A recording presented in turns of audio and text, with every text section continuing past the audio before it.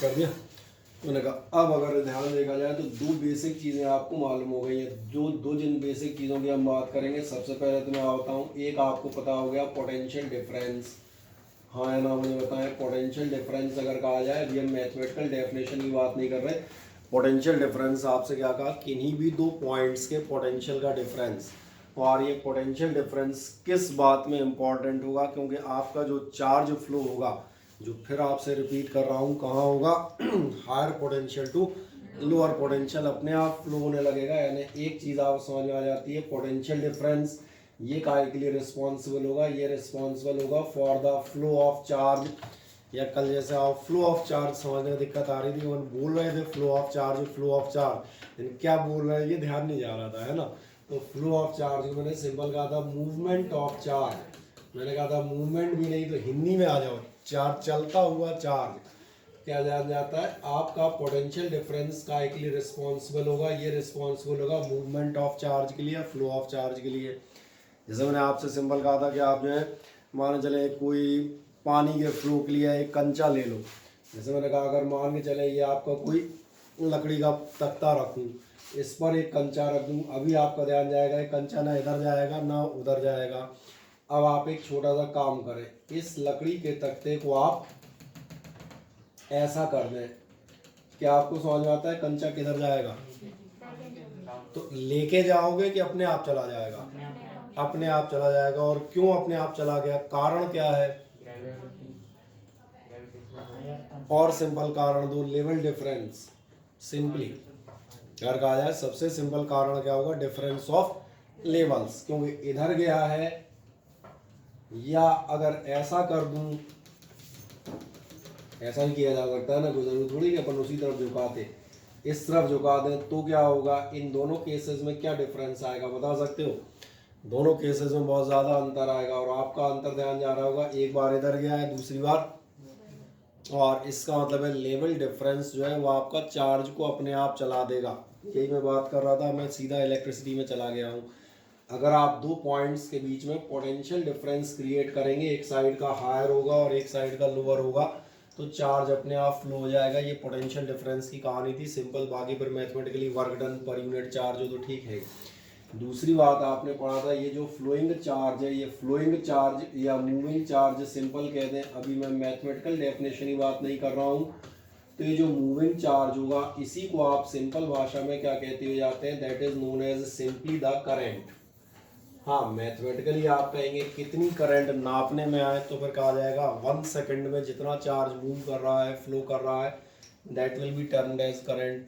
अब मुझे एक साधारण सी बात बताएं कि आपको ऐसा समझ में आता है कि ये जो कंचा इधर से इधर जा रहा है, इसके जाने की रफ्तार कब तेज होगी? इसको 1 सेंटीमीटर उठाऊं, 2 उठाऊं, 3 उठाऊं, 4, 5, कब ज़्यादा तेज जाएगा? जितना ज़्यादा आप इसका हाइट बढ़ाएंगे, यानी जितना ज़्यादा लेवल डिफरेंस होगा, that much greater will be the movement of the marble. क्या मैं बात सही कह रहा हूँ? और ये एग्जाम्पल मैंने इसलिए लिया क्योंकि अब आपको डायरेक्ट ये चीज़ समझ में आ जाएगी कि इसी एग्जाम्पल को हम ऊपर अप्लाई कर देते हैं। तो आपके फ्लो ऑफ चार्ज का कारण क्या है? फ्लो ऑफ चार्ज का कारण है दो पॉइंट्स के बीच में पोटेंशियल डिफरेंस। तो अपने आप आपको समझ में आएगा, जितना ज़्यादा पोटेंशियल डिफरेंस रखोगे, that much greater current will be there, उतना ही बेहतर करंट का फ्लो, उतना ही अच्छा करंट का फ्लो आपको अचीव होगा। क्या है मेरी बात समझ में आती है? हाँ ना, मुझे बताएं। और अगर समझ में आती है तो अब फिर हम जाते हैं मैथमेटिक्स पर। और एक्चुअली मैथमेटिक्स में जो चीज़ हम पढ़ रहे हैं, मैथमेटिक्स में ये चीज़ जिस नाम से आनी आती है वो नाम आपके पास आता है ओम्स लॉ। आखिरकार ओम्स लॉ क्या कहना चाहता है ये हम डिस्कस कर देते हैं। ओम्स लॉ आपसे यही सिंपल से कहता है चीज़ बताता है कि the physical state of a conductor remains unchanged. Physical state से हमारा मतलब है कि किसी भी कंडक्टर के आप लेंथ, एरिया, टेम्परेचर, ऐसी चीज़ें नॉर्मल अभी चेंज नहीं कर रहे, केवल और केवल काय के बारे में बात कर रहे हैं, पोटेंशियल डिफरेंस के बारे में। तो ये सिंपल कह देगा, चाहे आप फिजिकल कंडीशंस कह दें और चाहे आप कह दें फिजिकल स्टेट। तो ये आपसे कहता है physical state of a conductor, और शॉर्ट में भी लिखता हुआ जा रहा हूँ, physical state of a conductor मैंने क्या कहा था, कैसी होनी चाहिए? अनचेंज, यानी बीच में आप उसकी लेंथ, एरिया ये सब ना बदलने लग जाए। अगर ऐसा है तो क्या आपका ध्यान जाता है, देन जो भी आपकी करंट फ्लो हो रही है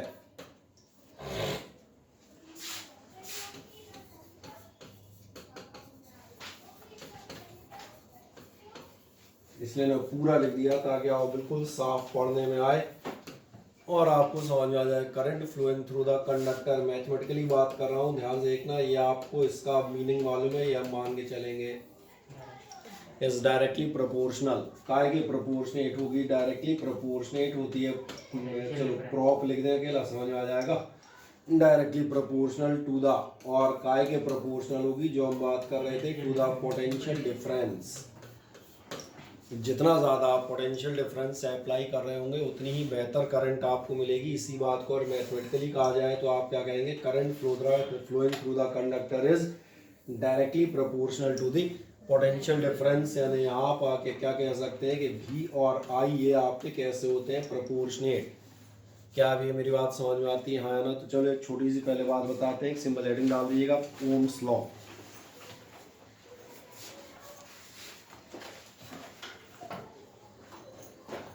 बहुत सिंपल है, आप एक हेडिंग डाल देंगे ओम्स लॉ। और ओम्स लॉ में चलो एक दो लाइनें लिखी दो, इसमें आप लिख दीजिएगा if the physical state of a conductor.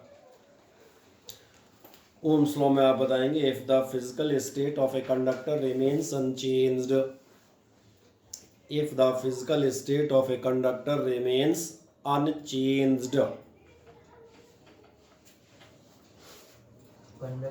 Conductor remains unchanged, then remains unchanged, then the current flowing through it, then the current flowing through it is directly proportional to,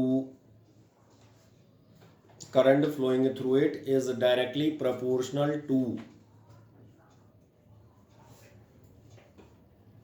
the potential difference, is directly proportional to the potential difference applied across it, directly proportional to the potential difference। और कौन सा potential difference, applied across it, जो आपने इसके सिरों के बीच में लगाया हुआ है उस पोटेंशियल डिफरेंस के डायरेक्टली प्रोपोर्शनल होगा। यानी अब आप इसको सिंपल बता सकते हैं, इसका मीनिंग क्या होगा नीचे, दैट इज आप बता सकते हैं V प्रोपोर्शनेट I। कोई प्रॉब्लम है इसमें, आगे बता दीजिएगा, that is V proportionate I applied across it, across it मतलब इसके दोनों सिरों के बीच में, आर पार ऐसा कह सकते हो, अक्रॉस इट। और आगे आप बताएंगे दैट इज V प्रोपोर्शनेट, आपको क्या मिलेगा, I। और ध्यान देखना, अगर इसको और थोड़ा सा इक्वेट करोगे तो मालूम है कांस्टेंट आना चाहिए, और जो कांस्टेंट आना चाहिए उसको ध्यान देखना, यहाँ हम लिखते हैं R से, और ये R आगे जाके आपके लिए कहलाता है, चलो मैं यहाँ लिख भी देता हूँ, R आपका क्या कहलाता है, रेजिस्टेंस ऑफ कंडक्टर। तो एक काम कर दें, पहले तो बाकी बचा हुआ पार्ट निपटा दें, बाकी बस दिखा दीजिएगा, V is equals to R I, आप कह देंगे where R is equals to resistance of conductor.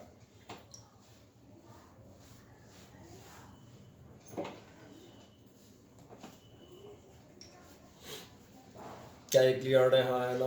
अब जब रेजिस्टेंस समझ में आ जाता है तो फिर एक अगली चीज़ ध्यान से देखते हैं, कभी कभार आपसे ओम्स लॉ की लिमिटेशंस या कंडीशंस पूछ सकते हैं, और वैसे मेरा मानना है कि अगर आपसे ओम्स लॉ भी पूछते हैं और अगर आपको ध्यान आ जाती हैं तो इसमें लिमिटेशंस या कंडीशंस लिख के आ जाइएगा, कोई दिक्कत नहीं है। और लिमिटेशंस या कंडीशंस क्या है, ओम्स लॉ ध्यान देखना केवल 2-3 कंडीशन में ही एप्लीकेबल होगा, और उन 2-3 कंडीशंस में से ज़्यादातर मैंने यहाँ पर पहले ही डिफाइन कर दी है इनडायरेक्टली। मैं कह रहा था फिजिकल स्टेट कैसी होनी चाहिए, अनचेंज्ड। फिजिकल स्टेट मतलब तुम्हें मालूम है लंबाई, चौड़ाई, टेम्परेचर एटसेट्रा ये कहलाते हैं नॉर्मल जो प्रॉपर्टीज़ हैं। इसलिए नीचे एक हेडिंग डाल दीजिएगा, लिमिटेशंस और कंडीशंस। क्या आप डाल देंगे, लिमिटेशंस और conditions for Ohm's law. Limitations और conditions for Ohm's law. Limitations और कंडीशन में आप पहला बता दीजिएगा, नंबर ए या नंबर 1। नंबर फर्स्ट ऑप्शन में क्या था, लंबाई चौड़ाई, इसको आप लिख दें the length and area of cross section. Number first आप बताएंगे the length and area of cross section, length and area of cross section of the conductor, length and area of cross section of the conductor should remain same. Cross sectional area of conductor should remain same or unchanged. कैसा रहना चाहिए आपका, same या unchange बना रहना चाहिए आपका area और लेंथ। ठीक, सेकंड नंबर बता दीजिएगा, number 2, the temperature of conductor, the temperature of conductor should remain constant. Temperature of conductor should remain constant. क्या ये क्लियर हो जाता है, temperature of conductor should remain constant, हाँ या ना। अब इसके बाद आप एक तीसरा बता देंगे और थर्ड आप बताएंगे Ohm's law is valid for, third आप बताएंगे Ohm's law is valid for metallic conductors only. Ohm's law is valid for metallic conductors only. इसका मतलब समझ में आ जाता है, मेटेलिक कंडक्टर यानी जो आपके कॉपर, एल्यूमिनियम या सिल्वर ऐसे वायर होंगे, केवल उनमें ही आपका ओम्स लॉ वैलिड होगा। बाकी अगर आप किसी और मटेरियल के वायर या ऐसी चीज़ें लेते हैं या कंडक्टर लेते हैं तो उनमें ओम्स लॉ एग्जैक्टली वैलिड नहीं होता। या आपके कभी फिल इन द ब्लैंक या ऑप्शन में पूछ सकता है कि इनमें से किसके लिए वैलिड होगा या किसके लिए नहीं होगा, तो ये ध्यान रखिएगा किसके लिए वैलिड होता है, केवल और केवल मेटल्स के लिए। क्या एक कहानी क्लियर हो जाती है, ओम्स लॉ से रिलेटेड एक जनरल जानकारी समझ में आ जाती है।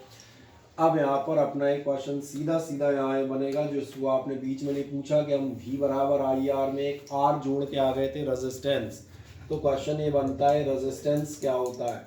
रेजिस्टेंस अगर आप केवल हिंदी अनुवाद ही देख लें रेजिस्टेंस का, नॉट द फिजिक्स, तो मुझे लगता है रेजिस्टेंस माने समझ में आता होगा। रेजिस्टेंस माने क्या होता है, तो मैं फिजिक्स की बात नहीं कर रहा, I am just asking about the English to Hindi translation. क्या अंदाज है, रेजिस्ट करना मतलब क्या होता है, रुकावट करना, विरोध करना। रेजिस्ट का मतलब ही होता है विरोध, प्रतिरोध, ऐसा कुछ, सही कह रहा हूँ। तो इसका मतलब तो समझ में आ रहा होगा, किसी भी कंडक्टर की ऐसी प्रॉपर्टी जो करंट के फ्लो को अपोज करेगी या कहा जाए उसमें ऑब्स्ट्रक्शन क्रिएट करेगी, ये आपकी किस नाम से रह जाएगा, ये आपका होगा रेजिस्टेंस ऑफ द कंडक्टर। तो क्या ये समझ में आता है।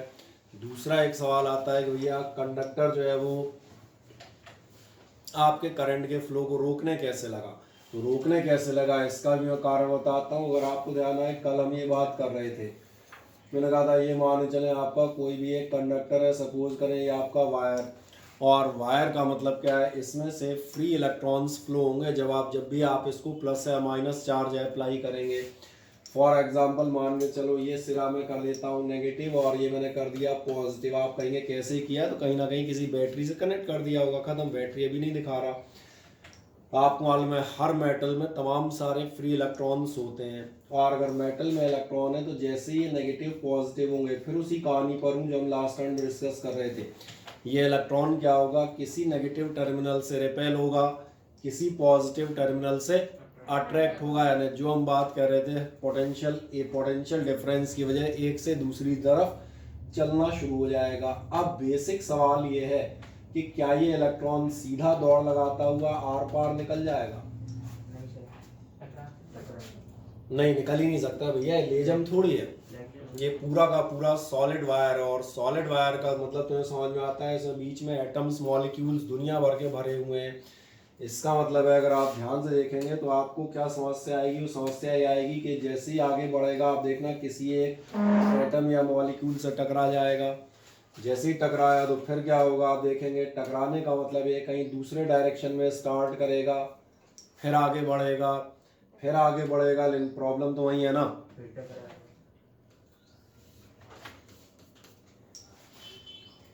सही बोल रहा हूँ ना मैं? फिर तुम कहोगे अब क्या होगा, मैंने प्रोसेस चलती रहेगी, उसमें क्या है, तो बराबर कहीं और माने चलो यहाँ पहुँच गया, कहीं भी एक अंदाजन मान रहे हो तो प्रोसेस आपको समझ में आनी चाहिए। कोई फिगर इंपॉर्टेंट नहीं है कि आप कहें कि ऐसे ही जाता है, ये मत पूछना। ये तो किसी को नहीं मालूम के अंदर कैसा चलेगा। जहाँ एटम्स मॉलिक्यूल के बीच में गैप मिलते जाएंगे, जहाँ जगह मिलती आएगी वहाँ टकराता हुआ आगे बढ़ेगा। तो आपको समझ में आ रहा होगा, ये जो कॉलिजन से टक्करें बार बार क्या करेंगी, चलते हुए इलेक्ट्रॉन को रोकने का काम करेंगी, यानी कि मूवमेंट में कहीं ना कहीं ऑब्स्ट्रक्शन क्रिएट करेंगे। जैसे आपने खुद ने ध्यान दिया होगा, अभी शादी बारातों का मौसम चल रहा है, सही है ना? शादी में हम कहते हैं या तो शाम के 7 बजे जाइए या 10 बजे जाइए। इस दौरान आप डोसे या चाउमीन की स्टॉल पे जाएं। कौन सा टाइम कह रहा हूँ? शाम के 7 बजे या 10 साढ़े 10 बजे। और एक दूसरा टाइम देता हूँ, शाम के 8:30 बजे से स्टॉल पे जाइए। क्या अंतर फील होता है? हुआ है कि नहीं हुआ? तो बस यही तो रेजिस्टेंस है। और रेजिस्टेंस में अंतर समझ में आ रहा है? 7 बजे खाली पड़ा होता है, free flow of dosa is there. जबकि आप जो है अगर 8:30 बजे जाएंगे तो क्या होगा, आपको तमाम सारे अदर एटम मॉलिक्यूल और कुछ मोटे मोटे मॉलिक्यूल उनके बीच से टकराते हुए जाना पड़ेगा।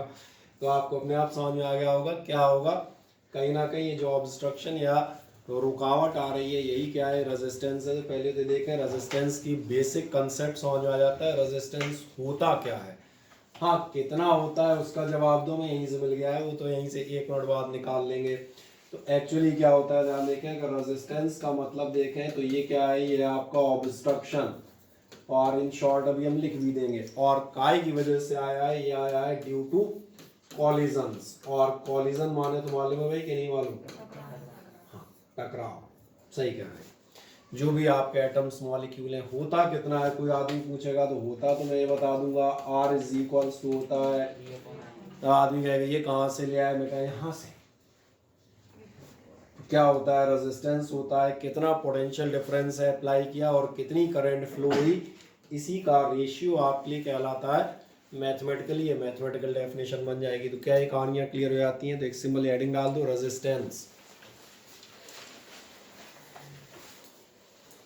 रेजिस्टेंस में आप डैश मार्क लिख दीजिएगा एक लाइन में, it is the obstruction. Resistance में आप बताएंगे it is the obstruction offered by the it is the obstruction offered by the conductor, obstruction offered by the conductor in path of current, obstruction offered by the conductor in path of current। क्या इतना समझ में आ गया? कारण भी बता देता हूँ, नीचे आप बताएंगे when a free electron moves through a conductor,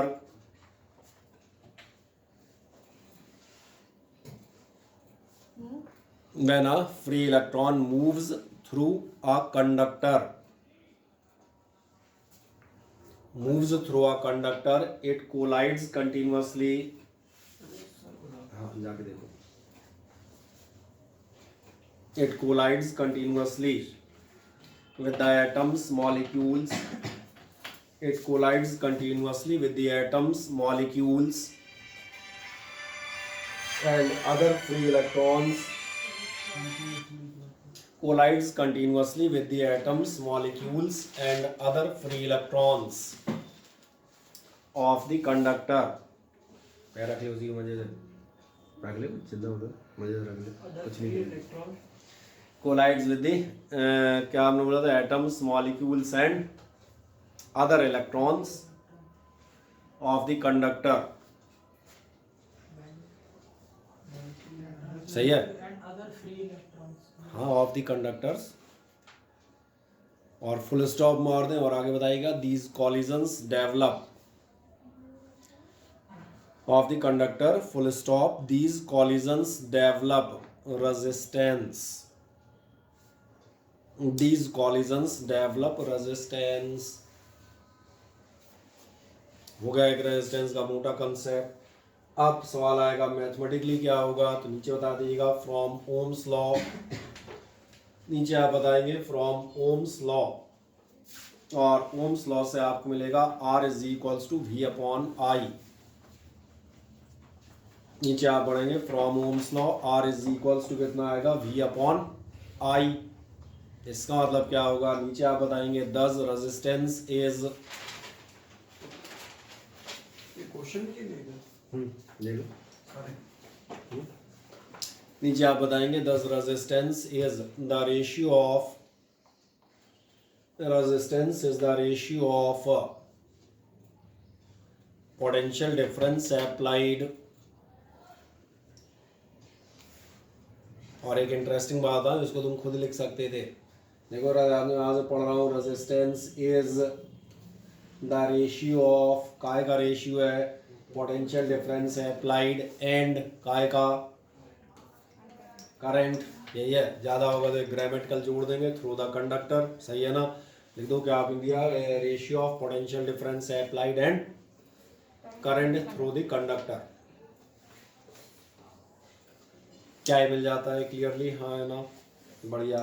अब एक सवाल बनेगा, रेजिस्टेंस आप नापेंगे काय में, तो रेजिस्टेंस हम किस में नापते हैं, मैं यूनिट बता देता हूँ। जो यूनिट आप बताते हैं ध्यान देखें, यूनिट आपको मिल जाएगी V अपॉन आई है, नहीं दिखी यूनिट, ये होती है वोल्ट पर एम्पियर। ये बात अलग है, इसको हम बाद में साइंटिस्ट के नाम पर कहते हैं ओम, ठीक। और इसके लिए आप देखेंगे बहुधा आपको बुक्स में ऐसा सिंबल बना हुआ दिखेगा, ये सिंबल आप देखेंगे काय का होगा, ओम का। तो आप चाहे तो ऐसे बना सकते हो, नहीं तो सिंपल आप OHM करके लिख दें, कोई परेशानी नहीं, ठीक है ना। प्रिंटिंग में कोई न्यूमेरिकल आता है तो कई बार ऐसा दिया रहता है 5 ओम 10 ओम। पहले देखें यूनिट मिल जाती है आपको वोल्ट पर एम्पियर। अब फिर एक सवाल आएगा जो इस चैप्टर में ध्यान देखना, तीसरी चौथी बार आएगा। आपने 1 एम्पियर हो गया, करंट की डेफिनेशन दी थी, करंट एम्पियर में नापते हैं, तो हमने ये भी बताया होगा 1 एम्पियर कब मानोगे। आपने पोटेंशियल माना था या पोटेंशियल डिफरेंस 1 वोल्ट, तो हमने ये डिफाइन किया था कि आप 1 वोल्ट कब मानेंगे। ऐसे ध्यान देखना है, आप रेजिस्टेंस ओम में नाप रहे हैं, तो एक सवाल बनता है कि 1 ओम रेजिस्टेंस किसे माना जाएगा, 1 ओम कितना होगा, क्योंकि 1 पता है तो 2 4 10 तो मानिए अपने आप निकल आएंगे। 1 ओम की डेफिनेशन आप कैसे देंगे ये भी दिखा देता हूँ। 1 ओम की डेफिनेशन के लिए आप एक बहुत वही सिंपल सा प्रिंसिपल इस्तेमाल करेंगे जो हम पिछले टर्न्स पे कर रहे हैं। अगर आपको ध्यान है, आप क्या कहेंगे ध्यान देखना, आप बताएंगे from R is equals to कितना है, V अपॉन आई। जरा ध्यान देखें, फिर मैं मान के चलता हूँ if V is equals to मैं मान लूँगा 1 वोल्ट और I इज इक्वल्स टू मैं मान लूँगा 1 एम्पियर। और ध्यान देखो, अगर 1 वोल्ट और 1 एम्पियर मानोगे तो फिर क्या आपको मिलेगा, then R is equals to आपको मिलेगा 1 अपॉन 1। वैसे लिखने की जरूरत नहीं थी पर लिख दिया है, किसी दिक्कत नहीं हो। इज इक्वल्स टू आप कितना कह देंगे, 1 ओम। इसका मतलब है रेजिस्टेंस 1 ओम होगा। कब होगा, बिल्कुल सही आप कह रहे हैं, जब 1 वोल्ट का पोटेंशियल डिफरेंस अप्लाई करें और कितनी करंट फ्लो हो जाए, 1 एम्पियर, 1 एम्पियर करंट हमें ऑब्टेन हो, इसका मतलब इस वायर का रेजिस्टेंस 1 ओम माना जाएगा। तो ये क्लियर हो जाता है। तो एक काम कर दो, वो यूनिट लिख दी थी वोल्ट पर एम्पियर और ओम, उसके नीचे एक अगली हेडिंग डाल देना और हेडिंग डाल देना 1 ओम। नेक्स्ट एक हेडिंग आप डालेंगे 1 ओम।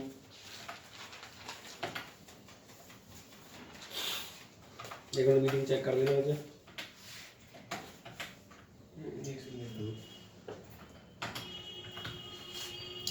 वन ओम में आप यही दिखा दें, 1 ओम में आप दिखाइएगा from R is equals to V upon I. दिखा दो आराम से, from R is equals to V upon I if V is equals to 1 ohm, sorry 1 volt and I is equals to 1 ampere. Then आपको मिलेगा R is equals to 1 upon 1 यानी कि 1 ओम। Check कराना है, सही चल रही है, ठीक, मिल गया 1 ओम। और जैसे ही मिल गया तो जो आप हिंदी में बात कर रहे थे कि अगर 1 वोल्ट पोटेंशियल डिफरेंस पर 1 एम्पियर करंट फ्लो हो तो इसको आप कंप्लीट इंग्लिश में ट्रांसलेट कर देंगे तो रेजिस्टेंस 1 ओम होगा। यही आपका हिंदी में, मैं इसको इंग्लिश में ट्रांसलेट कर देता हूँ। नीचे से आप लिखिएगा the resistance of a conductor is, नीचे आप बताएंगे the resistance of a conductor is said to be 1 ohm. Resistance of a conductor is said to be 1 ohm if resistance of a conductor is said to be 1 ohm if 1 ampere current flows through it, if 1 ampere current flows through it, कितनी current flow होती है इससे? 1 ampere, 1 ampere current flows through it on applying a potential difference of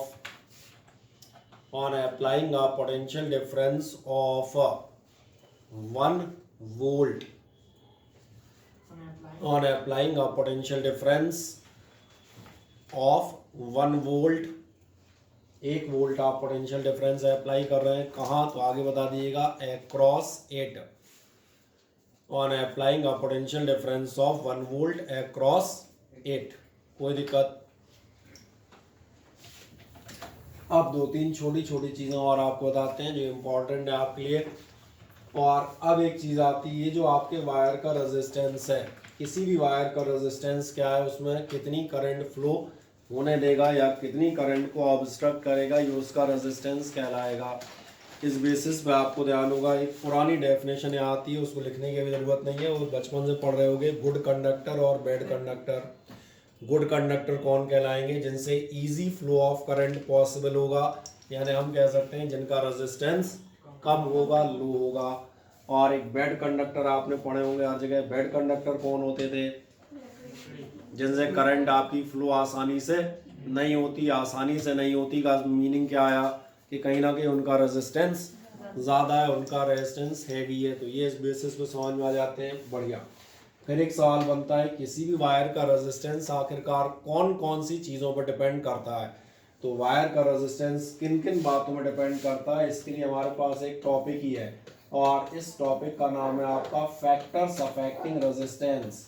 तो एक simple heading डालिएगा, factors affecting resistance.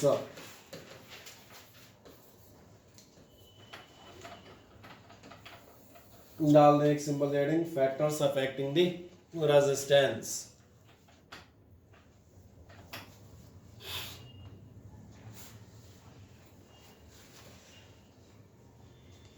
ठीक है। जब आप फैक्टर्स अफेक्टिंग द रेजिस्टेंस की बात करते हैं, कौन कौन से फैक्टर्स होते हैं, तो मैं बताता हूँ। 3-4 बातों पे आपका रेजिस्टेंस डिपेंड करता है। सबसे पहली जिस बात पे डिपेंड करता है वो आपका लेंथ ऑफ कंडक्टर। और लेंथ ऑफ कंडक्टर पे कैसे डिपेंड करता है, तो मैं डायरेक्ट मैथमेटिकल लिख देता हूँ। मतलब समझ में आ रहा है क्या मीनिंग हुआ? रेजिस्टेंस और लेंथ डायरेक्टली प्रोपोर्शनल है। मतलब आप जितना ज़्यादा लेंथी कंडक्टर रखेंगे, वायर की आपकी लेंथ जितनी ज़्यादा होती जाएगी, उसका रेजिस्टेंस उतना ही ज़्यादा होगा। और एक उल्टा बताता हूँ, उल्टा आपसे बताया जाएगा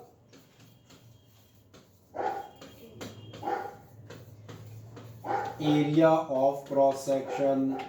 एरिया ऑफ क्रॉस सेक्शन में कैसे डिपेंड करता है, तो यहाँ आपसे कहा जाएगा रेजिस्टेंस ऑफ ए कंडक्टर कैसा होता है, inversely proportional to the area. इसका मतलब समझ में आता है? नहीं, उल्टा कह रहे हो। जब एरिया रेजिस्टेंस बढ़ाने से एरिया थोड़ी कम ज़्यादा होगा।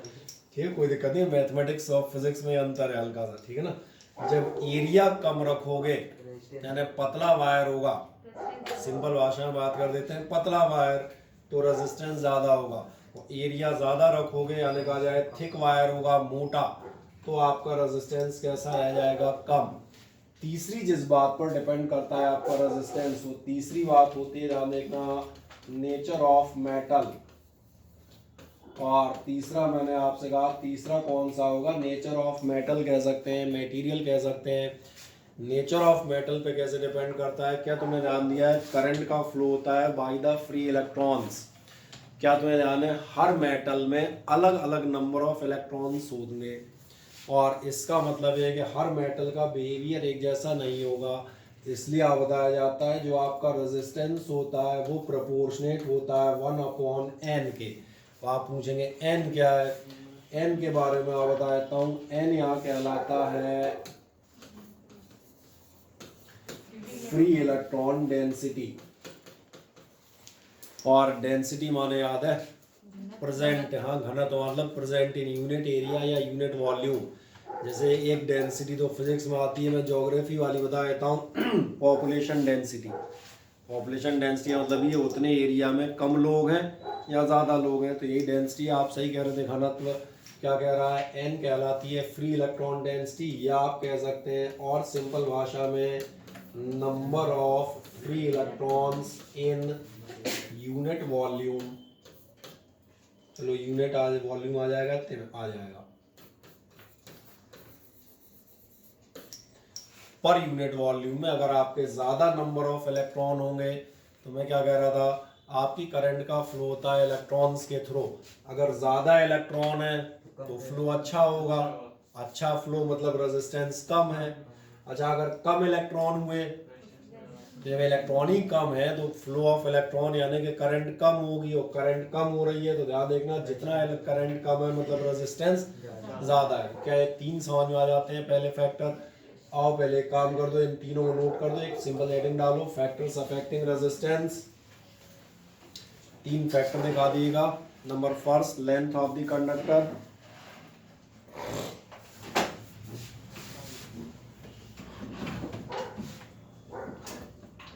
सेकंड आप दिखाएंगे इस बाद एरिया ऑफ क्रॉस सेक्शन,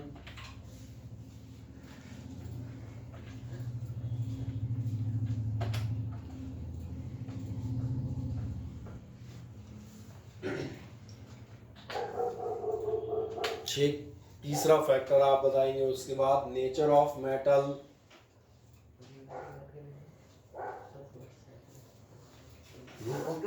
उधर आ जाओ, उधर वाले और उधर खिसका देता हूँ, ये लोग बोर्ड खिसका देता हूँ ना थोड़ा सा। सर हो गया, सर हो गया, ठीक है। चलो तो मैंने कहा कौन से थे, एक एरिया ऑफ क्रॉस सेक्शन, एक नेचर ऑफ मेटल, और n बराबर बता दीजिएगा फ्री इलेक्ट्रॉन डेंसिटी, या आप कह सकते हैं number of free electrons in unit volume.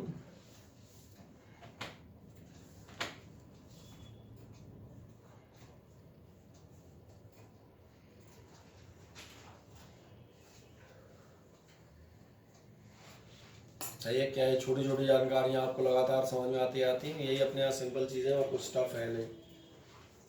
जो आप चारों नोट कर दें तो मुझे बताइएगा।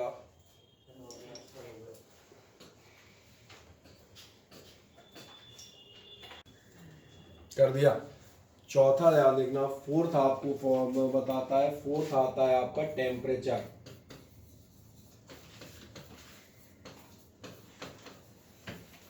और टेम्परेचर के साथ आपको बताएंगे जब भी आप किसी मटेरियल का टेम्परेचर बढ़ाएंगे, क्या आपको याद है किसी भी मटेरियल का टेम्परेचर बढ़ाओगे, लास्ट ईयर से डिफ्यूजन से पढ़ते आ रहे हो, लास्ट ईयर एक पहले ही दूसरे चैप्टर में एक छोटा क्वेश्चन आता था, the smell of hot sizzling food can be experience metres away.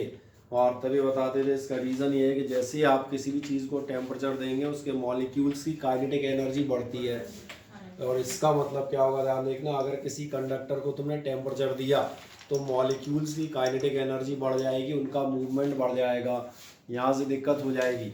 आपके इलेक्ट्रॉन्स पहले मॉलिक्यूल्स में टकरा रहे थे, अब एक काम और बढ़ जाएगा, अब मॉलिक्यूल्स भी चल चल के इलेक्ट्रॉनों से टकराने लगेंगे। मेरी बात समझ में आ जाती है। इसलिए क्या हो जाएगा, टेम्परेचर के साथ आप देखना नंबर ऑफ कॉलिजन्स बढ़ जाते हैं, और टकराव ज़्यादा होगा, ज़्यादा तेज़ टकराव होगा, उतना ही आपका रेजिस्टेंस बढ़ जाएगा। तो इसलिए मैं थोड़ा सा डिटेल में बताता हूँ इसको। टेम्परेचर के साथ आप बता देंगे, चले एक काम करें, टेम्परेचर में लिख दें एक लाइन, यहाँ क्या लिखनी, टेम्परेचर में आप बताइएगा with the rise in temperature, चौथा नंबर डालिएगा टेम्परेचर, इसमें आप बताएंगे with the rise in temperature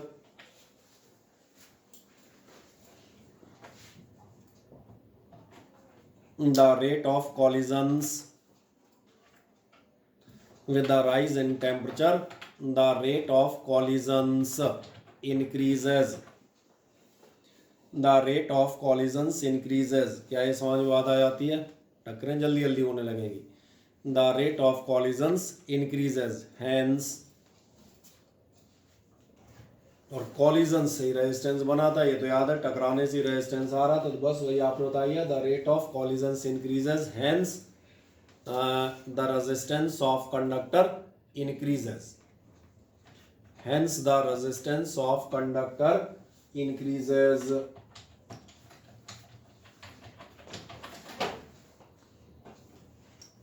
अब एक छोटा सवाल और बनता है, आखिरकार रेजिस्टेंस के साथ कितना टेम्परेचर के साथ को बुला रहा है वो, हाँ, टेम्परेचर के साथ आपका रेजिस्टेंस बढ़ेगा कितना, तो इसके लिए हम एक फॉर्मूला इस्तेमाल करते हैं, वो मैं यहाँ लिख देता हूँ, देखें ध्यान से। मैं यहाँ बताता हूँ, मान के चलें R0 है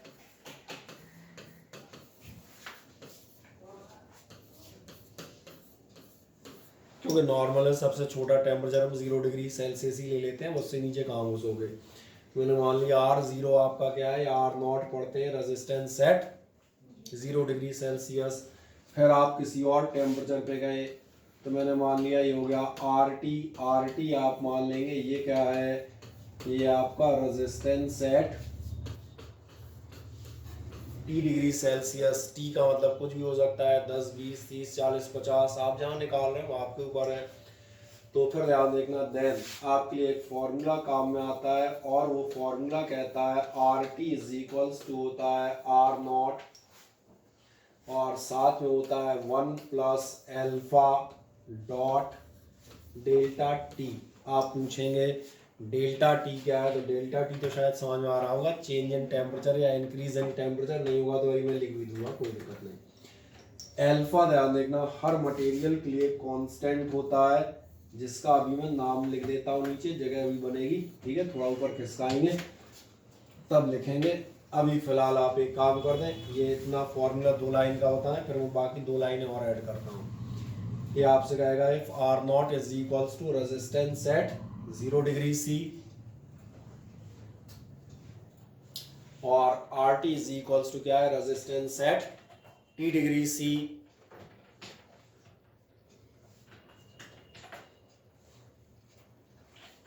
उस कंडीशन में आपको मिलेगा RT इज इक्वल्स टू कितना होगा, R0 1 plus alpha dot delta T।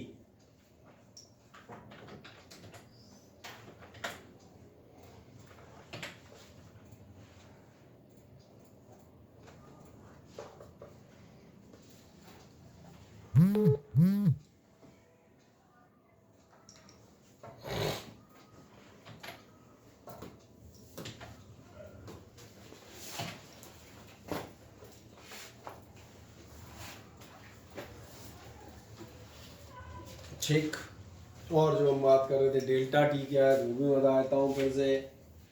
आप क्या कह देंगे, डेल्टा टी क्या है, डेल्टा टी है आपका, जैसे से समझ में आ गया होगा, ये आपका चेंज इन टेम्परेचर या इंक्रीज इन टेम्परेचर, जो भी कहना चाहो।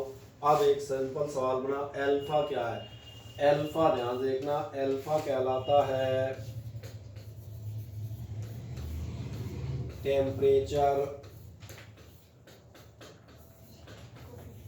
Coefficient of resistance. ये किसी भी मटेरियल के लिए कांस्टेंट होता है कि उसका टेम्परेचर कितना बढ़ रहा होगा। तो आराम से कर दें, RT is equals to R0 1 plus alpha dot delta T, और हो जाएगा आपका delta T is equals to change in temperature या अल्फा बताएंगे टेम्परेचर कोएफिशिएंट ऑफ रेजिस्टेंस।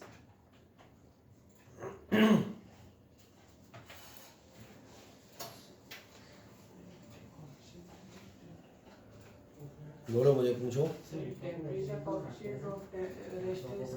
हाँ, टेम्परेचर कोएफिशिएंट ऑफ रेजिस्टेंस, इसका मतलब है रेजिस्टेंस के साथ टेम्परेचर के साथ साथ रेजिस्टेंस कितना बढ़ रहा है, ये उसका टेम्परेचर कोएफिशिएंट कहलाता है।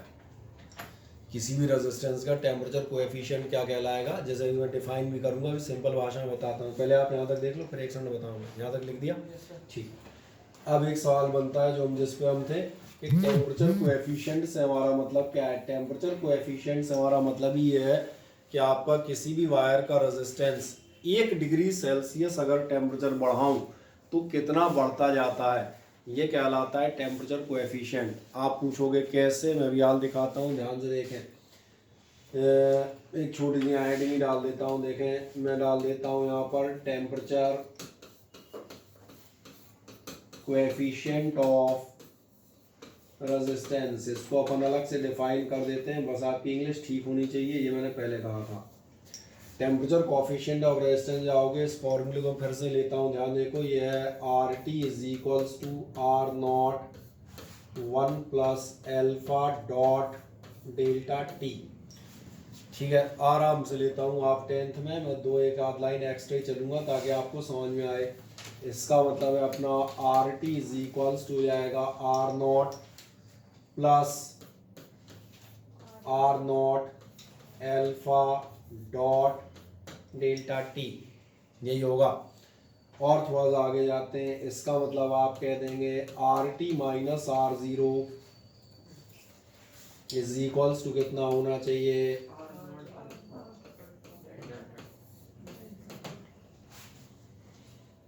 और थोड़ा सा चेंज कर देता हूँ, इसका मतलब अल्फा इज इक्वल्स टू कितना हो जाएगा, ये तो नीचे भेज लोगे, तो ये हो जाएगा आपका R T minus R zero upon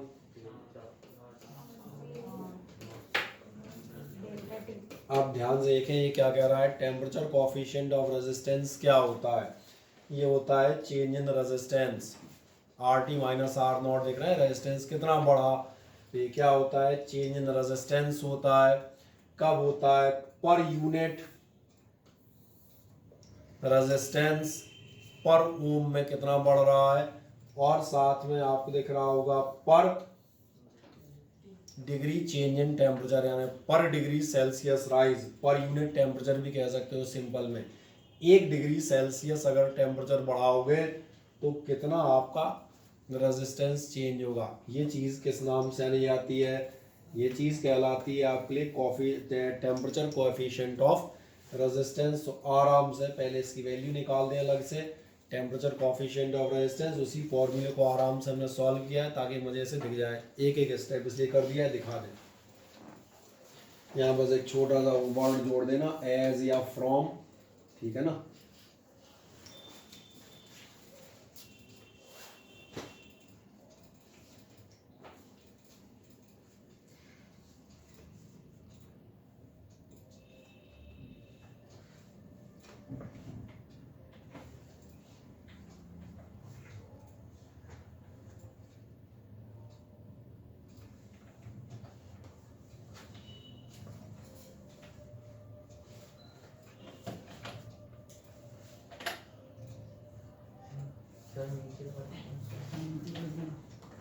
अरे वो तो वही फॉर्मूला लिखा है, उसने नया क्या लिखा था, उसी का ब्रैकेट तो ओपन किया है यार।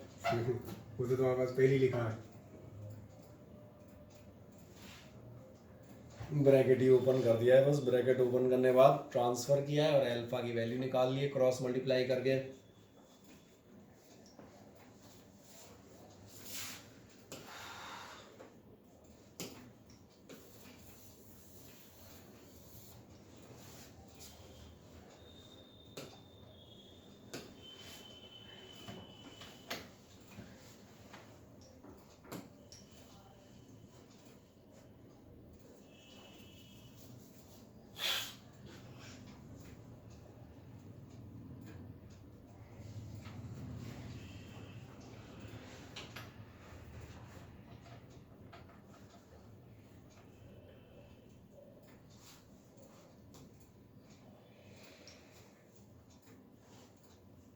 क्या आपने अल्फा निकाल लिया, हाँ ना बताएं।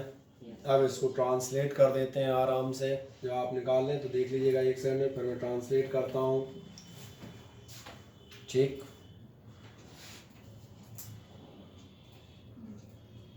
चले जाओ नीचे, नीचे आप बताएंगे 10, चले जाए नीचे 10, temperature coefficient of resistance is equal to thus temperature coefficient of resistance is equal to,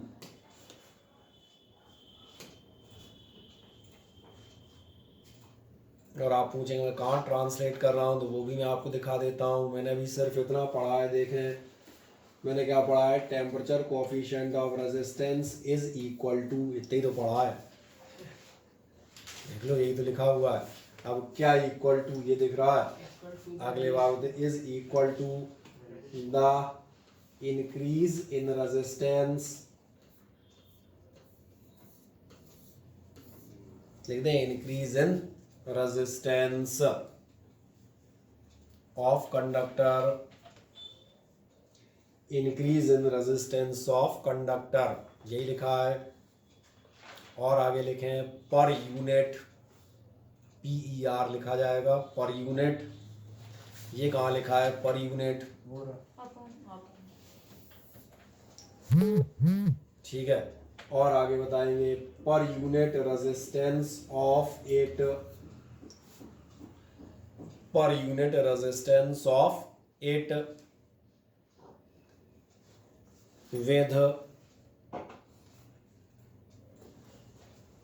और देखें पर डिग्री सेल्सियस चेंज, या पर डिग्री सेल्सियस राइज ही कर दो, विद पर degree Celsius rise in temperature, with पर डिग्री सेल्सियस, और जैसे पर डिग्री सेल्सियस नहीं अच्छा लिखे वो यूनिट भी लिख सकता है, विद यूनिट डिग्री या यूनिट राइज इन टेम्परेचर, समझ में आ रहा है? चाहे ऐसा लिख दो पर degree Celsius rise in temperature, ये अच्छा लगता है सुनने में, और कुछ नहीं। मिल गया, तो हो गया ट्रांसलेशन, हाँ या ना बताएं। तो ये आपके अल्फा की डेफिनेशन हो जाती है, और ये मैंने वहाँ उसकी वैल्यू हो जाती है। अब ये तो आपने पढ़ लिए 4 फैक्टर रेजिस्टेंस के, यानी यहाँ तक अगर आज की शॉर्ट समरी देखें तो आपने क्या पढ़ लिया, जो हम कल बात कर रहे थे। पहली बात आपका, जितना ज़्यादा पोटेंशियल डिफरेंस अप्लाई करेंगे उतनी बेहतर करंट मिलेगी। जब करंट मिलेगी तो इसको इक्वेट करोगे, यहाँ पे आता है V is equals to RI, R एक कांस्टेंट है जो आपका रेजिस्टेंस ऑफ द कंडक्टर कहलाएगा। कहाँ से आ गया, तो ये आपसे कहा था कि इलेक्ट्रॉन्स का फ्लो होता है, और फ्री इलेक्ट्रॉन्स का जब भी कंडक्टर से फ्लो होगा then these will collide with the atoms and molecules of the conductor। जब बराबर कॉलिजन्स होंगे तो इन कॉलिजन्स की वजह से ही जो रुकावट या ऑब्स्ट्रक्शन यानी कि बाधा, हिंदी में बात कर लेते हैं, उत्पन्न होगी, that is known as the resistance of the conductor. Further मैंने कहा था जो रेजिस्टेंस ऑफ कंडक्टर है ये भी 3-4 बातों पर डिपेंड करेगा। लेंथ के डायरेक्टली प्रोपोर्शनल होगा, लेंथ के डायरेक्टली प्रोपोर्शनल का मतलब longer the conductor greater will be the resistance, जितना ज़्यादा लंबा आप कंडक्टर मानेंगे उतना ही बेहतर आपका रेजिस्टेंस होगा। दूसरा मैंने आपसे कहा था inversely proportional to the area of cross section, इसका मतलब होगा थिकर द कंडक्टर, जितना ज़्यादा क्रॉस सेक्शन रखेंगे lesser will be the resistance. तीसरा मैंने आपसे कहा डिपेंड करेगा नेचर ऑफ मटेरियल यानी कि फ्री इलेक्ट्रॉन डेंसिटी पर। अगर मेटल्स में आपके फ्री इलेक्ट्रॉन ज़्यादा हैं तो भी उसका रेजिस्टेंस कैसा होगा, कम होगा। क्या ये क्लियर हो जाते हैं? और फोर्थ फैक्टर हम डिस्कस कर रहे थे टेम्परेचर। टेम्परेचर के साथ मैंने कहा था कि आपके नंबर ऑफ कॉलिजन्स बढ़ेंगे, रेट ऑफ कॉलिजन बढ़ जाएगा। टेम्परेचर के साथ रेजिस्टेंस इंक्रीज होगा, कितना इंक्रीज होगा, for that purpose we can go for a formula RT is equals to R not 1 plus alpha T. RT and R not ये हैं आपके resistances at T degree Celsius at 0 degree Celsius. Alpha is the constant called temperature coefficient of resistance, and finally the delta T मतलब change या increase in temperature. तो ये एक summarised वे में आपको समझ में आता है। आज इसी टॉपिक पर जहाँ हम पढ़ रहे थे, इसी टॉपिक पर हम अभी भी कंटिन्यूड रहते हैं। यहाँ से हमें एक खास चीज़ और निकल के आती है, और जो खास चीज़ निकल के आती है उसका मैं नाम बता देता हूँ। ये खास चीज़ आपके लिए कहलाती है रेजिस्टिविटी, या फिर इसी का एक दूसरा नाम लिया जाता है स्पेसिफिक रेजिस्टेंस। तो एक छोटी सी हेडिंग और डाल दो, रेजिस्टिविटी और स्पेसिफिक रेजिस्टेंस। रेजिस्टिविटी या फिर आपने दूसरा नाम इसका क्या डाल दिया, स्पेसिफिक रेजिस्टेंस।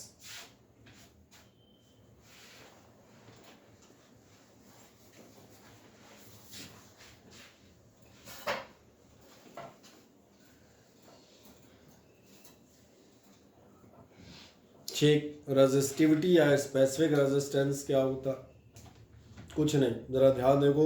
शुरुआत में आपको ध्यान है, मैंने आपसे कहा था रेजिस्टेंस कंडक्टर की जिन दो बातों में डिपेंड करेगा, वो मेन बातें क्या होंगी? एक लेंथ होगी और एक एरिया होगा। अगर आपको एक वायर दिया जाए तो वायर में आप ध्यान देखेंगे, वायर की पहचान काय से होती है? कितना लंबा है या कितना मोटा है। और कोई तीसरी चीज़ वायर में होती ही नहीं है, होती है वायर में कोई और तीसरी चीज़। यानी वायर के जो फिजिकल स्टैंडर्ड है, ये तो इंटरनल घटना है। Number, density of electron, electron ज़्यादा है या कम, ये तो मेटल मटेरियल की प्रॉपर्टी है, कॉपर सिल्वर की। वायर की प्रॉपर्टी क्या होंगी? दो ही होंगी। वायर की पहचान दो चीज़ों से ही होगी, कितना लेंथ है और कितना एरिया, यानी कि कितनी थिकनेस है। तो अगर आपको ये मालूम है कि किसी भी वायर का रेजिस्टेंस, मैं फिर से बताता हूँ, वायर का रेजिस्टेंस लेंथ के प्रोपोर्शनल होता है, ये आपको मालूम है। आपको ये भी मालूम है वायर का रेजिस्टेंस उसके एरिया ऑफ क्रॉस सेक्शन के इन्वर्सली प्रोपोर्शनल होता है। क्या हम इन दोनों चीज़ों को इकट्ठा लिख सकते हैं? बिल्कुल लिख सकते हैं। यानी हम चाहें तो हम कह सकते हैं वायर का रेजिस्टेंस लेंथ के प्रोपोर्शनल और एरिया के इन्वर्सली प्रोपोर्शनल होता है। वही दोनों स्टेटमेंट एक बार में कर दिए।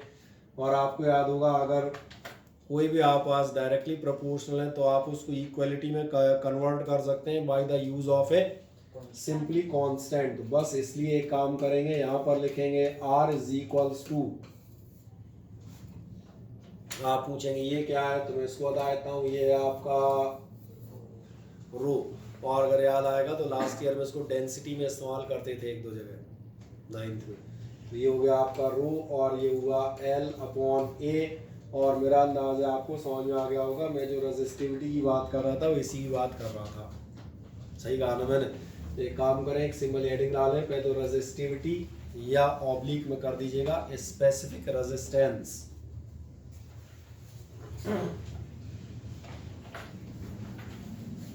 रेजिस्टिविटी या दूसरा आपने क्या कर दिया? Specific resistance. जब रेजिस्टिविटी या स्पेसिफिक रेजिस्टेंस कर देते हैं तो इसमें आप बता दें नीचे, चलो पूरे लिख देते हैं, 2 लाइन खर्च कर लेते हैं। नीचे आप लिख दिएगा the resistance of a conductor, लिख दो आराम से। The resistance of a conductor is directly proportional to its length. The resistance of a conductor is directly proportional to its length. ये तो अभी पढ़ा है हमने 2 मिनट पहले। Is directly proportional to its length and inversely proportional to its, सही कह रहे हैं आप, बिल्कुल सही। And inversely proportional to its area of cross section, पूरा लिख देते हैं। And inversely proportional to its area of cross section. ठीक है, बस ये मैंने ऐसे में लिखे हैं, तुम्हें एक लाइन में लिखना। तो तुम्हारा क्या है, मैंने तो इधर से उधर जमा दिया है। नीचे आप चले आएंगे, that is R proportionate L, ई की लाइन में आ जाएगा R proportionate L and R proportionate 1/A। नहीं मिला? अब नीचे जाओ तो नीचे क्या मिलेगा? 10 इकट्ठा कर देना, R प्रोपोर्शनेट L/A। ये आपको मिल जाएगा R is equals to rho L/A।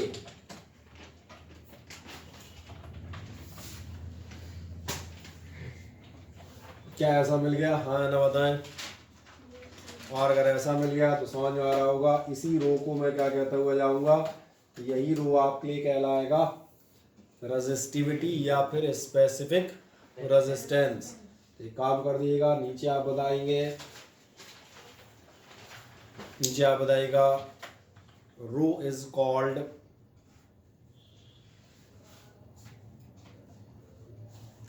Resistivity और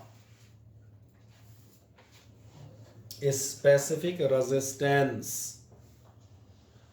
Rho is called resistivity और specific resistance। क्या मिल जाता है? हाँ है ना? ठीक है, अब इससे रिलेटेड एक दो छोटी छोटी बातें बता देता हूँ। पहली बात तो कोई कहेगा रो का फॉर्मूला बताओ, तो वो भी बता देंगे। इसलिए ध्यान देखना, अगर हम चाहें तो लिख सकते हैं hence rho is equals to कितना होगा, नहीं आया समझ में, रो हो जाएगा आपका आर ए अपॉन एल, दिखा दें रो इज इक्वल्स टू कितना होगा आर ए अपॉन एल। इससे हमको एक महान बात मिल जाएगी, और जो महान बात हमें हमेशा मिलती है वो होती है यूनिट। कोई दिमाग लगाएगा इसकी यूनिट कैसे निकलेगी? सर आराम से, कोई जल्दी नहीं है, आराम से लगाओ, कोई समस्या नहीं। आर की मीटर स्क्वायर, बिल्कुल सही कह रहे हैं, अपॉन मीटर बिल्कुल सही जवाब, स्क्वायर से कट गया। सही कह रहे हैं। बाकी एक आध सेकंड का काट पीट का मामला अगर होगा तो देख लेते हैं। इसमें है कुल मिला के क्या हो जाएगी, ओम मीटर होगी। डॉट इसलिए लगा दिया है ताकि आप इसे ओम मीटर पढ़ें, नहीं तो एक आध इसे ऐसे पढ़ता है ओम, मैंने क्या है बोले सर, ओम नहीं है, ओम मीटर है। हाँ नहीं, कई लोग मिलते हैं ना अलग अलग टाइप के, सबको उनके हिसाब से बताना पड़ता है, इसलिए यहाँ पे इतना बड़ा डॉट रखता हूँ, ठीक है ना। नहीं रखोगे तो भी चल जाएगा, पर रख दे इसलिए देते हैं ताकि दिख जाएगा भैया अलग अलग है। आधा ओम बता रहा है, बस पूछो कोई सवाल। माइक वो मीटिंग ओपन करना है, 1 मिनट। बोलो कौन क्या पूछना चाह रहा है? एक ही लड़की है बेचारी, खुशी गौर है, बोलो कुछ पूछना चाह रही हो? तो सर अच्छा मनोरंजन माइक खोल के टेस्ट कर रही है, चालू है कि नहीं है? मेरा काफी बार ऐसा हो गया, मेरा माइक बंद रहता है फिर भी आवाज चली जाती है। मतलब आदमी समझता है नहीं एक विद्वान हूँ, बाकी तो संसार का गधेड़ों से भरा पड़ा है। बोले हमारा माइक बंद रहता है तो भी आवाज भसम और पार एकदम। नहीं सर सच्ची में हुआ है, मेरा बंद था माइक। बंद कर ले चुपचाप, उसको ठोक ठोक के बंद कर, कूच कूच के उंगली से एकदम, जब तक लिख के नहीं आ जाए म्यूट हो गया हूँ और क्या जान लोगे क्या? ठीक है, लिख दिया आपने, unit is equals to metre, हाँ है ना, बताएं कोई दिक्कत कहीं से कहीं तक। आप एक काम कर सकते हैं, ध्यान देखना, हम चाहें तो इस रेजिस्टिविटी की डेफिनेशन एक और निकाल सकते हैं, और डेफिनेशन आप कैसे निकालते हैं वो देखें, जो कहलाती है मैथमेटिकल डेफिनेशन। कभी आ जाए तो इसके साथ में ये सब कर ही देना, रो इज ए कांस्टेंट जो आपने लिखा था कॉल्ड स्पेसिफिक रेजिस्टेंस, उस डेफिनेशन को भी ऐड कर दीजिएगा। और डेफिनेशन कहाँ से आती है वो दिखाता हूँ। आपको मालूम है रो इज इक्वल्स टू कितना है, रो इज इक्वल्स टू है आर ए अपॉन एल। नहीं पूछना कहाँ से, हम कह देंगे यहाँ से, और कहाँ से, अभी हाल ही निकाला है। जब यहाँ पर अपन निकालेंगे, एक छोटा सा काम करें, हम मान के चलते हैं इफ एल बराबर 1 मीटर एंड ए बराबर 1 मीटर स्क्वायर, क्या बता सकते हो क्या होगा ऐसा करने से? अगर मैं लेंथ 1 मीटर रख दूं और एरिया 1 मीटर स्क्वायर रख दूं तो क्या होगा?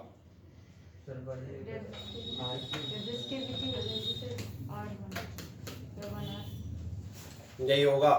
तो देखो ध्यान से, अगर इसको ट्रांसलेट कर दोगे तो आपकी डेफिनेशन में मिल जाएगी। क्या कहेगा? Resistivity is equal to the resistance of a conductor. Resistivity काय के बराबर होती है? किसी भी कंडक्टर के रेजिस्टेंस के बराबर होती है। लेकिन कौन सा कंडक्टर? हर कोई ऐरा गहरा कंडक्टर नहीं। Resistivity is equal to the resistance of a conductor having unit length, तो 1 मीटर लेंथ के बजाय और बढ़िया थोड़ा सा लैंग्वेज अपग्रेडेड वर्जन में आते हैं, having unit length and unit area of cross section. नहीं आया समझ में? बस यही ट्रांसलेशन हुई है। फिजिक्स अगले साल भी पढ़ोगे तुम में से बहुत सारे, जैसे पहले बताया है 10th का कम में भी इस्तेमाल करना, लैंग्वेज सीख लेना। ये जितनी बेहतर होगी आपको अगले साल उतना बेनिफिट मिलता है साइंस में। समझ में आता है? कर दें, एक काम कर दें, नीचे लिख दें। कहाँ थे तुम? यहीं कहीं थे। डेफिनेशन पे लिखो as rho is equals to R A upon L. और एक मजेदार बात होती है, 10th में होती है पतली सी किताब, फिजिक्स के नाम पे होते हैं 4 पन्ने। हाँ 4 ही पन्ने हैं यार। 4 पन्नों का होता है बेटा, यहाँ पे इतना टाइम देने का टाइम होता है। अब तुम 12th की बुक देखोगे, देखिए अपनी दीदी की बुक, पार्ट 1 पार्ट 2 रहते हैं उसमें। पार्ट 1 पार्ट 2 तो ठीक है, जो ओम्स लॉ वाला है पूरी की पूरी एक यूनिट है। उसे पूछना, हाँ उसे कहना करंट इलेक्ट्रिसिटी में ओम्स लॉ कहाँ से कहाँ तक है, ऐसे दिखा देगी, ये देखो ये है यहाँ से यहाँ तक। और एक मजेदार बात है, वो जो पढ़ रही है सब तुम पढ़े बैठे हो, बस ये है कि और थोड़े हाँ घुसते जाइए। इस फॉर्मूले को जो भी R T R not 1 + alpha T बताया था, इस फॉर्मूले अकेले को मैं पूरा एक टर्म पढ़ाता हूँ 1.5 घंटे नॉन स्टॉप। तुम चेक कर लेना रामू अपनी दीदी का रजिस्टर जाके, सिर्फ इतना पूछना ये वाला फॉर्मूला तुम्हारे नोट्स में कहाँ दिया है, हमें ज़रा दिखा दो कौन सा फॉर्मूला, चाहे ये वाला ले लेना और चाहे मैंने कहा कौन सा कह रहे थे ये वाला ले लेना, यही वाला, तो बता देगी हाँ है। इसके सारे एस्पेक्ट मौजूद हैं, यूनिट से लेके और क्या क्या मौजूद है, ग्राफ तक मौजूद है। तो एग्जैक्ट 1.5 घंटे यही चलता है। तो अंतर समझ में आ गया। अंतर ये है कि यहाँ पे उतना मटेरियल नहीं है, तो एक एक चीज़ 2 बार बताने और दिखाने का टाइम रहता है। इसलिए मैंने कहा लैंग्वेज बेटा ज़रूर इम्प्रूव करते जाएगा। लैंग्वेज आपकी इम्प्रूव हो गई तो अगले सालों में आप फिज़िक्स केमिस्ट्री या मैथ्स जहाँ भी आप होंगे आपको आसानी रहेगी। और केमिस्ट्री की लैंग्वेज आपको याद होगा सबसे शुरू में ही बता दी थी, 9th से ही बताते थे। केमिस्ट्री की लैंग्वेज मतलब आपको ये पता हो कि आपका एल्यूमिनियम Al होता है, कार्बन C होता है, कैल्शियम Ca होता है, कोबाल्ट CO होता है, सही कहा ना मैंने। और सबसे खास बात इसकी वैलेंसी +3 होती है, या कोई और ले लो, चलो क्लोरीन ले लेता हूँ, इसकी -1 होती है। ये लैंग्वेज मालूम होगी तो आपको केमिस्ट्री समझ में आएगी और इसमें लटके रहोगे। तो मुझे नहीं लगता किसी टीचर के पास इतना टाइम होगा तो मैं कार्बन कैल्शियम और क्लोरीन के सिंबल पढ़ाता हूँ। मैं पढ़ाएगा भी तो कितनी देर पढ़ाएगा, पहले टर्न पे 10 से 12 मिनट में ख़त्म कर देगा। ये सिंबल, ये उनकी वैलेंसीज याद कर लेना, ख़त्म कर लेना, मतलब कर लेना, कर रहे हो तो अच्छी बात है, नहीं कर रहे हो तो बिल्कुल बढ़िया, सही है।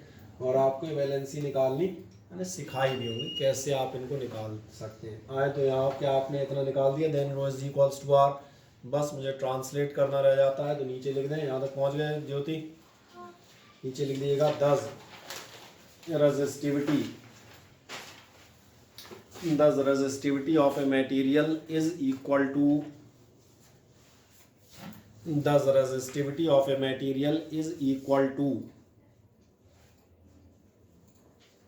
the resistance of a conductor is equal to the resistance of a conductor, resistance of a conductor of that material, resistance of a conductor of that material having, resistance of a conductor of that material having, और having में क्या आएगा आपका, having unit length, तो देखने लगे, having unit length and unit area of cross section, having unit length and unit area of cross section।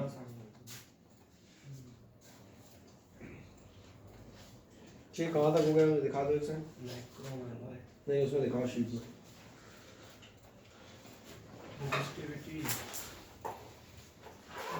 इसके आगे क्या है, effect of temperature on resistivity. ठीक है,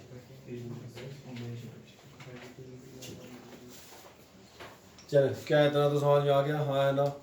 अब एक लास्ट बात आती है, रेजिस्टिविटी भी क्या किन्हीं चीज़ों पर डिपेंड करती है।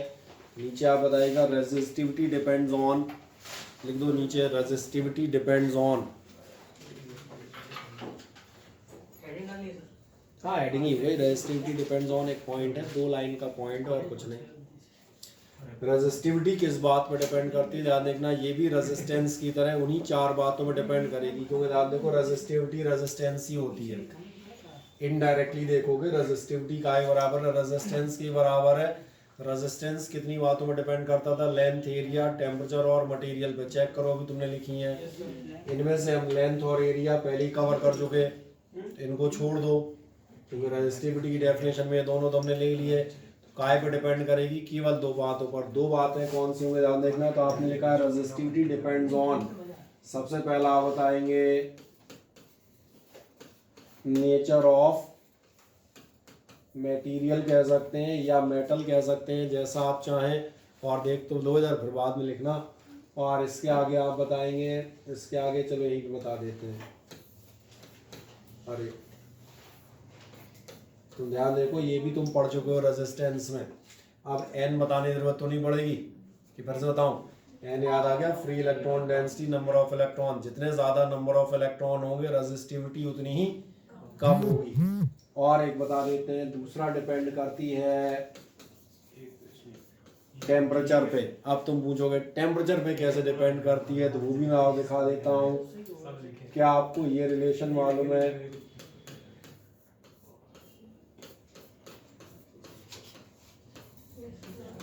हाँ ना बताएं।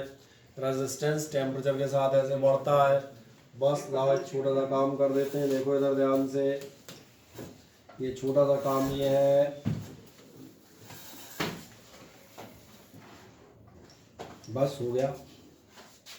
अब भी नहीं समझ में आया? अरे भैया वही वही, ये rho T is equals to rho not 1 plus alpha dot delta T.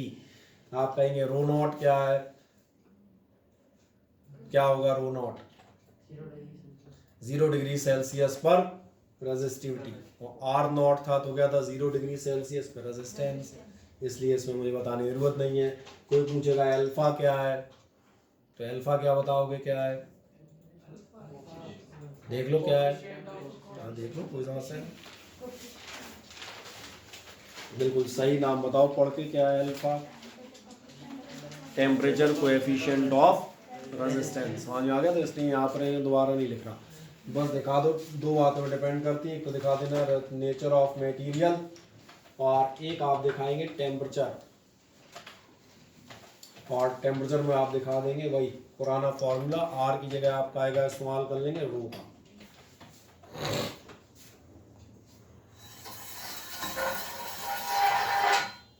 Sir constant अपन खुद से भी कांस्टेंट कैसा? सर रो यानी अपन खुद से भी बना सकते हैं। मतलब कैसा, हम समझे नहीं। जो रो ऐसा बना है ना, पी फॉर्म में। हाँ तो रो ऐसे ही बनाओगे, जैसा बनता नहीं तो जो समझे कैसा आएगा? इसी की बात। ये तो जैसे तुम्हें ए बनाना है तो ए कैसा बनाओगे? ऐसे ही बनाओगे। हाँ ये है, राइटिंग के चलते थोड़ा बहुत एक टांग छोटी एक टांग विकलांग वाली बना सकते हो, इतना चल सकता है, लेकिन मतलब शेप वही होनी चाहिए। जैसे रो आप बना रहे हैं, किसी बेचारे का ऐसा टेढ़ा हो जाता है, किसी का इधर टेढ़ा हो जाता है ना। कई बार उनकी जड़ें कमजोर होती हैं, झुक जाते हैं कुछ के ऐसे हो जाते हैं।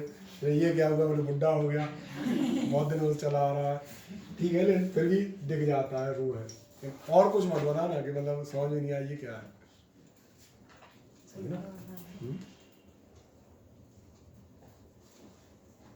बाकी देखोगे कायदे से तुमने कहा कुछ ऐसा बनता है, हल्का सा टेढ़ा करके, और कुछ नहीं। पी फॉर्म में, लगभग पी फॉर्म में। बस पी ये होती है कि उसमें कॉर्नर्स होते हैं, इसको आप देखेंगे ये कर्व होते हैं। चलिए ये तो लिख दिया है रो वाला। बस तो आज के लिए एक छोटी चीज और बताऊंगा, लगभग तुम्हारा आधे से ज्यादा चैप्टर हो जाएगा। फिर अपन इसी पे दोबारा से एक बार 10 में चर्चा करेंगे। आज की डेट में आपने रेजिस्टेंस लगभग पढ़ लिया, जो हमारा उद्देश्य था कि आप रेजिस्टेंस का मोस्ट ऑफ द टॉपिक पढ़ लें। और जब रेजिस्टेंस का मोस्ट ऑफ द टॉपिक पढ़ लेते हैं तो हमारे पास एक छोटी चीज़ और आती है और उस चीज़ को मैं आपको बताता हूँ। नंबर 1, क्या आपके ध्यान में समझ में आता है कि अलग अलग चीज़ों में रेजिस्टेंस होते हैं, और अगर अलग अलग चीज़ों में रेजिस्टेंस होते हैं तो फिर रेजिस्टेंस कई जगह आप देखना करंट को कंट्रोल करने के काम में भी आता है। हाँ, रजिस्टर उसको बोलते हैं जिसमें रेजिस्टेंस होगा, सही ना। रजिस्टर वो डिवाइस हो जाएगी जिसको आप रेजिस्टेंस डेवलप करने के लिए यूज़ करेंगे। जब भी आप ER लगाते हैं तो मोस्टली केसेस में वो क्या हो जाता है, नाउन बन जाती है, जैसे ट्यूटर, सिंगर, डांसर। समझ आ रही है मेरी बात? कंडक्टर, कंडक्टर मतलब जो कंडक्ट कर रहा है। अब हम बात कर रहे थे रेजिस्टेंस को आप कई बार क्या करते हैं, कई जगहों पे आप जो उसको करंट कंट्रोलिंग डिवाइस के तौर पे भी इस्तेमाल करते हैं। तो सड़क पे स्पीड ब्रेकर है, स्पीड ब्रेकर क्या है, ऑब्स्ट्रक्शन है ना, देन ऑब्स्ट्रक्शन कई जगह लगाए भी जाते हैं, कई जगह आप देखना पुलिस बैरिकेड्स लगा देती है, ड्रम रख देती है, तो ये तो ड्रम तो ऑब्स्ट्रक्शन हुए ना। देन ऑब्स्ट्रक्शन का पर्पस भी है, क्या पर्पस है, उस पर्टिकुलर पॉइंट पे ट्रैफिक को आपको स्लो डाउन करना है। ऐसे आप देखेंगे किसी आप डिवाइस बना रहे हैं तो हो सकता है उसमें आप करंट कम करनी हो, कंट्रोल करनी हो, तो रेजिस्टेंस लगेंगे। अब जब रेजिस्टेंस लगते हैं तो एक कॉमन सी बात आपसे पूछता हूँ, आप मुझे बताएं, कभी आपने ध्यान दिया किराने की दुकान में जो बांट आते हैं, देखे हैं सबने, किराने वालों की दुकान में जो बांट आते हैं कितने कितने किलो में आते हैं? 100 ग्राम। गलत जवाब, फिर बेटा गलती कर गए, बिना सवाल सुने जवाब दे दिया। समझ में आ गया? इंस्टेंट पकड़ जाओगे, हम जैसा आदमी तो इंस्टेंट पकड़ लेता है, टाइम ही नहीं लगता। क्या सवाल था? कितने कितने किलो में आते हैं बताएं? 1 किलो में आता है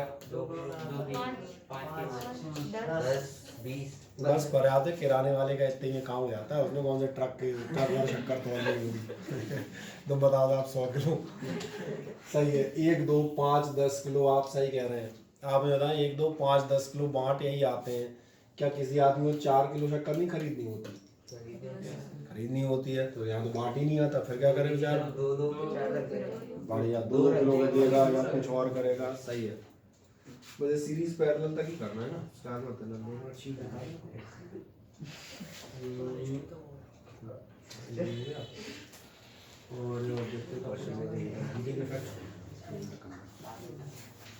मिल गया इतना। इसका मतलब याद देखना, आपको भी समझ में आएगा, बांट केवल कुछ स्टैंडर्ड साइज में ही आएंगे।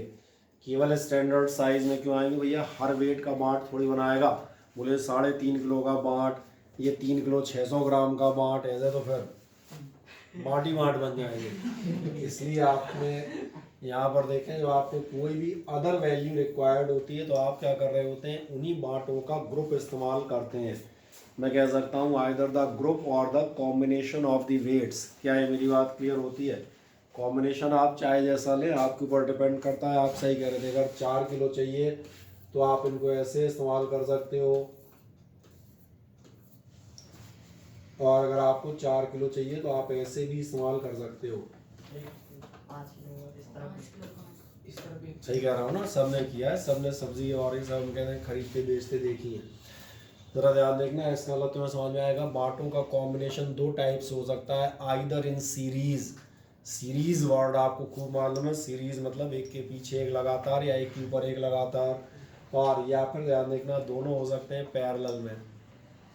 मेरी बात समझ में आ रही है ना? और अगर आ रही है तो ये तो भैया रेजिस्टेंस के साथ भी सही है।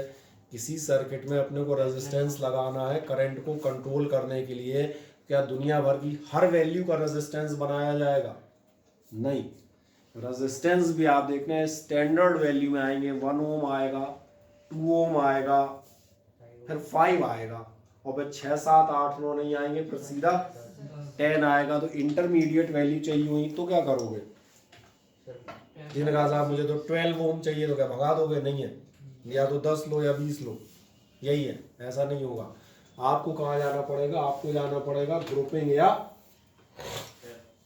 कॉम्बिनेशन की तरफ। तो क्या है, पहली मेरी बात समझ में आती है तो एक सिंपल एडिंग डाल दें, ग्रुपिंग और कॉम्बिनेशन ऑफ रेजिस्टेंस।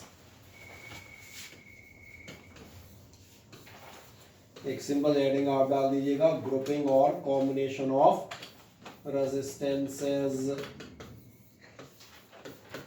पहली बात तो टारगेट समझ में आ गया, हम क्यों कर रहे हैं, क्योंकि क्या है, अगर आपको ये मालूम होगा हम क्यों कर रहे हैं तो चीज़ें जल्दी समझ में आती हैं, वरना रट तो हम लेते ही हैं, ठीक है ये होती है सीरीज, क्यों कर रहे हो बोले पता नहीं।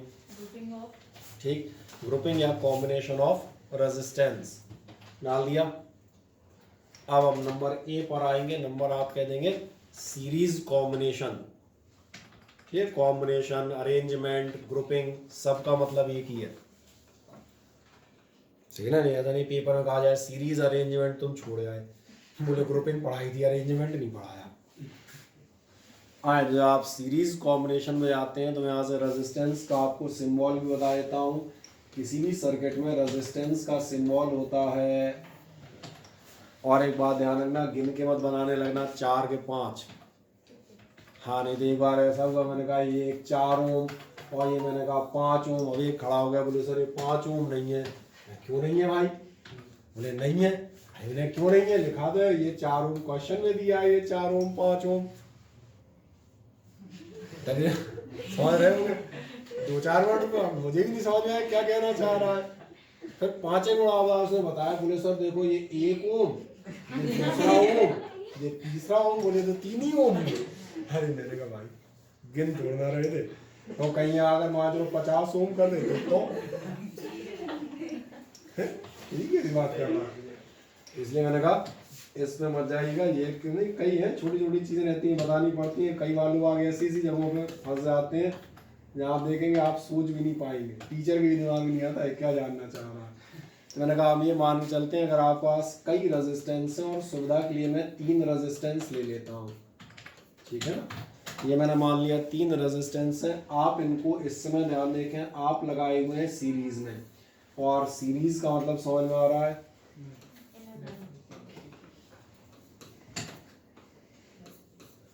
ये हमारी बैटरी या ईएमएफ हो गया सोर्स, एक ही लाइन में लगे हैं, वन आफ्टर द अनदर लगे हैं, ये सीरीज ग्रुपिंग कहलाएगी। बिल्कुल साफ समझ में आ रहा होगा। मैं सुविधा के लिए मान लेता हूँ, इनमें से एक रेजिस्टेंस है आपका R1, दूसरा रेजिस्टेंस है आपका R2 और तीसरा रेजिस्टेंस है R3। अब आप ध्यान से देखें, आपको समझ में आएगा। ये जो आपकी बैटरी है इसका काम क्या है, यहाँ से यहाँ तक डिफरेंस क्रिएट करना है। मान लो सपोज करो इसने कुछ भी हम मान जाए 10 वोल्ट का डिफरेंस क्रिएट किया, एक साइड का पोटेंशियल हायर है, दूसरी साइड का लोअर है। इसको थोड़ा सा इस ग्राफ से समझो, ज़्यादा बेहतर समझोगे। 2 पॉइंट के बीच का पोटेंशियल डिफरेंस ये है, एक साइड मान चलो जो भी है 0 है, एक साइड सपोज कर लिया मैंने 10 है, सुविधा के लिए 10 वोल्ट का डिफरेंस दोनों पॉइंट के बीच में उसने पोटेंशियल क्रिएट किया। एक साइड का पोटेंशियल हाई कर दिया, एक साइड का लो कर दिया। क्या तुम्हारा ध्यान जाता है 0 से 10 अचानक नहीं हो जाएगा।